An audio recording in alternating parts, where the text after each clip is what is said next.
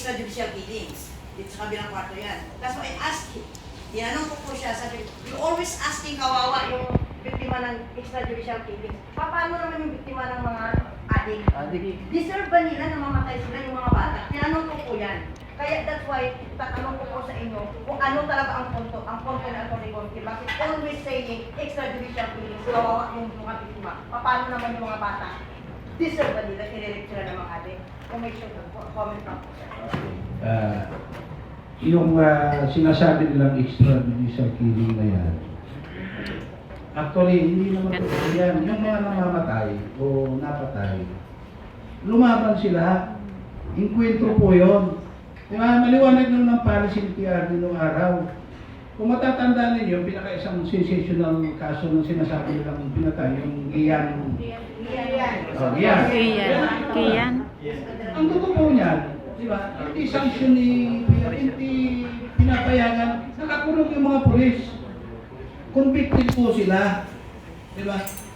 Kaya, kung babalansihin natin, di ba? Human rights. Ako po, galing din ako sa lawyer din ako ng human rights yung araw. Di ba?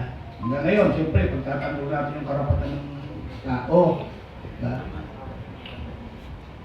Walang pinapatay si PRRD, di ba? Na dahil suspected ka lang, suspect ka, kaya lang tinutugis ka ng pulis, lumaban ka, kaya ka napatay. Pero ilan ba yung mga biktima ng mga adik na yan bago sila pinatay? Di mo ba? Kaya tama lang, hanggang ngayon, di ba? Tama na. Dapat tuloy-tuloy yung kampanya laban sa illegal na droga. Basta maliwanag ng policy, susunod lang sa due process, di ba? May due process.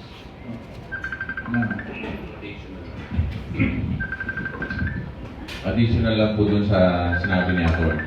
Sa akin po yung personal experience ko to, no? Nakita ko. Kasi I'm from Mandaluyong po eh. Kasama po sa peace and order. Yung mga na-biktima na yun, kasi yung tingin ng attorney na yun, parang masyado makitid. Diba? Ang tinitingnan niya lang, yung side nung napatay.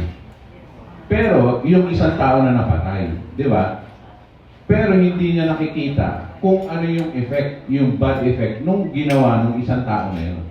Yung isang tao na yun, 10 tao ang kasama niya sa pamilya o sa kapitbahay na naapektuhan niya. Kaya ako mismo, personally, sabi ko, doon sa mga namamatay, nakita ko eh. Ano ba, fresh with dugo. Mag-observe ka dun sa situation, dun sa nangyari. Marami kang maririnig, buti na lang, namatay na yan. The point is, hindi tayo natutuwa na, di ba? Pero, yung realidad na namatay yung tao, mas marami natutuwa. Bakit? Kasi nga, matitigil na yung ginagawa niya kalokohan, yung malaking effect yung ginagawa niya, di ba? So ako, pabor ako sa ganon. Pero hindi po yan inutos ng ating mga presidente during that time.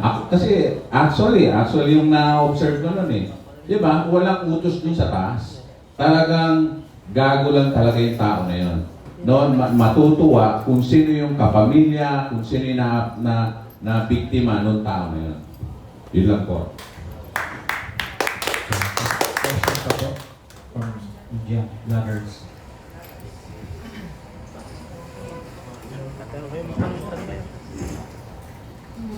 Good morning. Despite po na ang Philippine government ay nag-withdrawal ng criminals,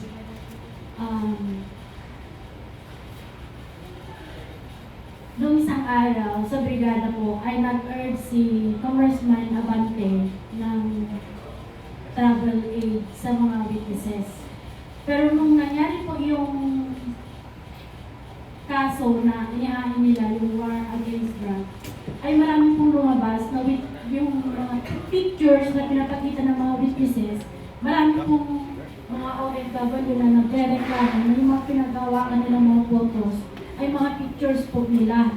At marami din pong mga lumabas sa social media na yung mga namatay na iba ay hindi nangyari nung panahon ng drug war. So, ano po pong comment nyo doon, paano po, sa likod po na may allegation na hindi po sila, yung mga nandun na sinasabing namatay, ano pong may kukomento nyo doon sa pag-urge ni Abante na magbigay ng travel aid sa mga witnesses na ito kung hindi, ilan sa mga iyon ay hindi naman po legit na namatay. Thank you. Masarap ulo nga. Okay. Actually, wala sa control natin yung usapin na bibigyan ba ng panggastos o pamasahe para pumunta sa The Hague. Diba? Alam naman natin na ang may pakanang lahat nito ay gobyerno. So, susuportahan nila yan kahit na hindi totoo na yung mga pupunta roon ay hindi naman talaga kamag-anak ng sinasabing biktima ng drug war. In fact, kung sinabi ninyo, di ba? Iilan lang naman talaga yung namatay tungkol sa kampanya laban sa droga. Problema nila, pinagsama-sama nila lahat ng kriminal na napatay. Yung sila nagpatayan, dumami yung bilang. Kaya kung ang tanong, dapat ba? Well, dapat hindi. Pero wala sa control natin, wala tayo sa posisyon na magpigilan yan sapagkat gobyerno yung gagastos dyan sa mga witnesses na yan. Pwede magsasabi na ang totoo o kasinungalingan. Ganun po ang sitwasyon niya. Thank you. Yes, sir. Good morning po. Assalamualaikum warahmatullahi taala wabarakatuh. Gusto ko lang pong itanong sa inyong apat, especially the representative coming from BARM. I'm also belong to the BARM. I'm from Lanao del Sur.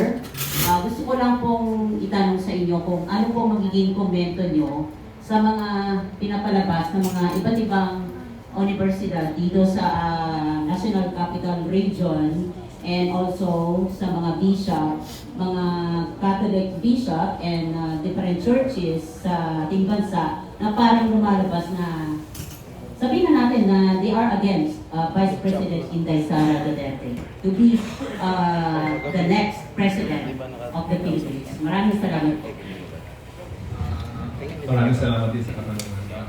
Well, hindi naman po siguro lahat. Kasi may mga nakakausap din tayo na naiintindihan din yung situation. Pero yun nga, yung sinasabi nating selective outrage nila, yung galit nila sa mga Duterte, madadamay lang si VP Inday Sara. Yung reasons nila, no? However, kumbaga, they have their own way of looking at things. So, malalim po ito na consciousness na minsan kasi pag taga Mindanao ka, ibang tingin sa'yo ng taga Luzon. Diba? Well, with all due respect po sa mga kaibigan natin, mga kasamahan natin sa Luzon, especially sa Metro Manila. Na sometimes parang merong anong tawag dito yun? Yung prejudice. No? Kasi, Bisaya,